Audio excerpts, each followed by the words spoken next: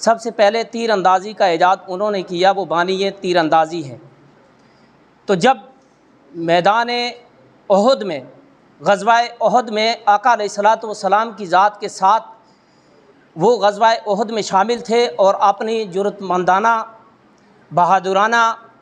ताकत का मुज़ाहिरा कर रहे थे, तो उस वक्त आका अलैहिस्सलातु वस्सलाम ने जो जुमला उनके बारे में इरशाद फरमाया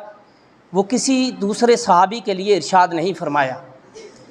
हर सहाबी ने मेरे नबी सल्लल्लाहु ताला अलैहि वसल्लम की जब भी तारीफ़ करने की कोशिश की तो उस वक्त ये जुमला कहा कि या रसूल अल्लाह सल्लल्लाहु ताला अलैहि वसल्लम, मेरे माँ बाप आपकी ज़ात पर कुर्बान हो जाएं। लेकिन जिस वक्त वो सहाबी रसूल हज़रत साद इब्न अबी वक़ास अपनी ताकत का मुज़ाहिरा कर रहे थे, तो उस वक्त आका अलैहिस्सलातु वस्सलाम ने ये जुमले फरमाए कि ए साद इब्न अबी वक़ास, मेरे माँ बाप तुझ पर कुर्बान हो।